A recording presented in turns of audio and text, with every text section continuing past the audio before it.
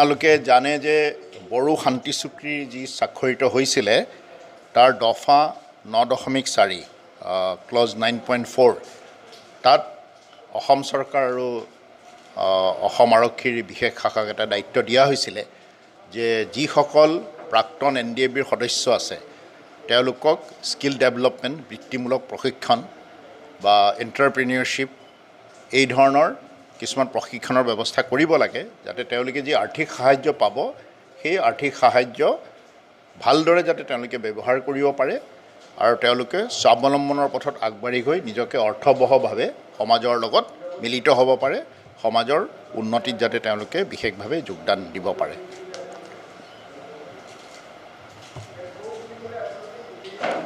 এতিয়া আপোনালোকে জানে যে যোৱা 20 তাৰিখে কোকৰাঝাৰত আমি প্ৰশিক্ষণৰ শুভাৰম্ভ কৰিছোঁ BTCৰ মাননীয় মুখ্য কাৰ্যবাহী সদস্য ডাঙৰীয়াই প্ৰমোদ বড়ো ডাঙৰীয়াই এই প্ৰশিক্ষণ কাৰ্যসূচীৰ শুভাৰম্ভ কৰিছিল আৰু এই ক্ষেত্ৰত SIPRD state institute of panchayat and rural development তেওঁলোকক বিশেষভাৱে দায়িত্ব দিয়া হৈছে আৰু মাননীয় মুখ্যমন্ত্ৰী ডাঙৰীয়া আমাক এক নিৰ্দেশ দিছে যে অহা ছেপ্টেম্বৰ মাহৰ ভিতৰত এই প্ৰশিক্ষণ কাৰ্যসূচী আৰু তাৰ লগতে যি আৰ্থিক অনুদান পাবলগীয়া আছে সেইখিনি শেষ দিব লাগে তেওঁলোকক সম্পূৰ্ণভাৱে গতিকে এই ক্ষেত্ৰত আমি আগবাঢ়ি আছোঁ কোকৰাঝাৰত আমি 3 দিনত প্ৰায় আমাৰ টাৰ্গেট আছিলে 1200 কিন্তু মানুহৰ মাজত উৎসাহ বেছি প্ৰায় 2000 মানুহ আহিছিলে আমাৰ প্ৰায় 2000 মানুহৰ ট্ৰেইনিং দিয়া হৈছে ইয়াত চিৰাং ডিষ্ট্ৰিক্টত জিলাত আমি 361 জন সিলেক্ট কৰিছোঁ তাৰে পৰা আমাৰ বিশেষজ্ঞ যিসকল এক্সপাৰ্ট SIRB তেওঁলোকে কৈছে গ্ৰুপবিলাক সৰু হ'লে ভাল হয়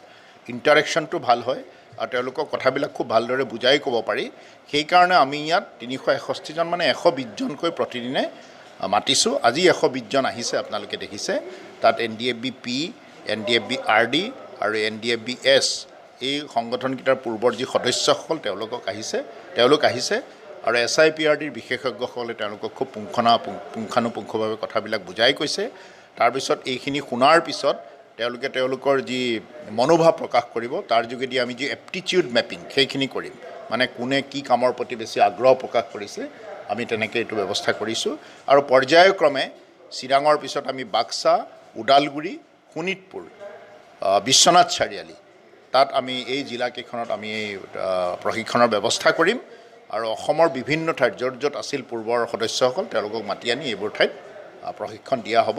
হয়তো যেতিয়া কোভিড পৰিস্থিতি উন্নতি হ'ব তেতিয়া আমি গুৱাহাটীতো আছে SIPRD ট্ৰেইনিং ইনষ্টিটিউট বৰ ভাল আছে তালৈকে আমি মাতি লৈ যাম আৰু তাতো আমি ট্ৰেইনিঙৰ ব্যৱস্থা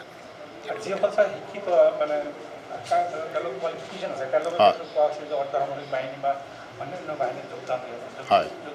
এই ক্ষেত্ৰতো কথা পাতি থকা হৈছে অসম চৰকাৰে আৰু ভাৰত চৰকাৰৰ লগতো কথা পাতি আছে আৰু ইতিমধ্যে আমি আৰ্মি পেৰামিলিটাৰী ফ'ৰ্চ তেওঁলোকৰ যি ইয়াৰ অসমৰ যিসকল উচ্চ পৰ্যায়ৰ বিষয়া আছে তেওঁলোকৰ লগতো আলোচনা কৰিছোঁ BSFে ইতিমধ্যে মত প্ৰকাশ কৰিছে তেওঁলোকে উইলিংনেছ দিছে যে আমি তেওঁলোকৰ প্ৰি ৰিক্ৰুটমেণ্ট যিখিনি ট্ৰেইনিং সেইখিনি কৰাই দিম কোভিড পৰিস্থিতিটোৰ কিছু উন্নতি হ'লে আমি সেই প্ৰি ৰিক্ৰুটমেণ্ট কোচিং বা ট্ৰেইনিঙৰ ব্যৱস্থাও কৰিম আৰু তেওঁলোকৰ যাৰ বয়স বা যোগ্যতা অনুসৰি যি তাৰ কাৰণে উপযুক্ত হ'ব নিশ্চিতভাৱে তেওঁলোকৰ ব্যৱস্থা কৰা হ'ব থেংক ইউ এই কাৰ্যকালটো একচুৱেলি ভালেই হৈছে আৰু ধন্যবাদ দিব লাগিব আমাৰ হিমন্ত বিশ্ব ছাৰ ডাঙৰীয়াকো কাৰণ কম সময়তে চুক্তি হোৱাৰ পিছত ধৰি লওক আজি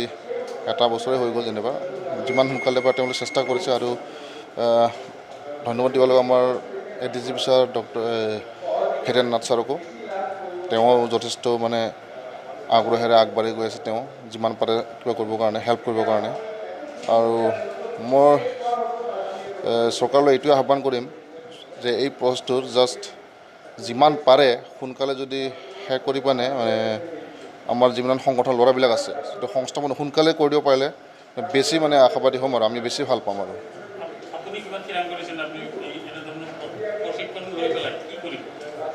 নাই সেইটোৱে আজি মানে সেইটোৱে হৈ আছে এতিয়াতো সম্পূৰ্ণ হোৱা নাই যেনিবা এতিয়া শেষলৈকে থকাৰ পিছত গম পাম যেনে ভালকৈ কিবা ষ্টেপ লয় এতিয়া যদি তেওঁলোকে কৈছে সংস্থাপনটো কৰিব যেটো আপোনাৰ স্কিল ডেভেলপমেণ্টক লৈ পিনে তো সংগঠন আমাৰ যিবিলাক ল'ৰা আছে তো সিহঁতে যিবিলাক স্কিলটো বাছি ল'ব বা যেটো আপুনি ইণ্ডাষ্ট্ৰি হওক ফাৰ্ম হওক তো তাৰ ভিত্তিত যদি চৰকাৰে যদি মানে সম্পূৰ্ণ সহযোগ দিয়ে যোনে যোনে যিটো মানে বিভাগত স্কিলটো ল'ব বিচাৰে তো সেইটো যদি বেছি গুৰুত্ব দিয়ে বেছি ভাল লাগিব আৰু আচ্ছা আৰু এটা প্ৰশ্ন আছে যে যিসকল আৰ্মি বা পেৰামিলিটাৰী বা অন্যান্য হয়। বিভাগত যাব সংস্থাপন দিয়াৰ কথা হৈছে হয় হয় সেই ক্ষেত্ৰত কিমানখিনি আগবাঢ়িলে সেইটো ক্ষেত্ৰত কিমান আগবাঢ়িছে একচুৱেলি আমিওতো এতিয়ালৈকে কথা পাতি পৰা নাই বাট যিমান দূৰ আমি কথা পাতিছোঁ বা গম পাইছোঁ তো প্ৰচেছটো আগবাঢ়ি গৈ আছে কিন্তু আমাৰ পৰা এইটো মানে এটা ৰিকুৱেষ্ট থাকিব মানে আমাৰ সংগঠনৰ যিবিলাক ল'ৰা আছে তো মিলিটাৰী পেলামেৰ ক্ষেত্ৰত একচুৱেলি বয়সখিনি মানে যথেষ্ট যিটো দিছে সেই বয়সটো আমি নাপাওঁ তো মেক্সিমাম বয়সটোতো আমাৰ অলৰেডি হৈয়ে গৈছে 35, 36, 37 এনেকৈ অলৰেডি হৈ গৈছে বাট মিলিটাৰী ক্ষেত্ৰত যিটো অকণমান আগতে কৈছে আমাৰ ছাৰে যেনিবা 28 বা মেক্সিমাম ST হিচাপে 29লৈকে যাব তো যদি চৰকাৰে যদি পাৰে অকণমান যদি বয়সটো যদি এক্সটেণ্ড কৰি দিব পাৰে তো যথেষ্ট হ'ব মানে আশাবাদী হ'ম আৰু তেতিয়া নহ'লে মানে লাভ নাই আৰু হয় আপোনালোকৰ বহু সদস্যৰ বিৰুদ্ধে এতিয়াও বিভিন্ন থানাত বিভিন্ন হয় হয় গোচৰ চলি আছে হয় সেই গোচৰখিনি উদ্যোগ কৰাৰ ক্ষেত্ৰত কিমান দূৰ আগবাঢ়িলে সেইটো যথেষ্ট আগবঢ়া বুলি শুনি আছোঁ হয়তো 2-3 মাহৰ ভিতৰত হয়তো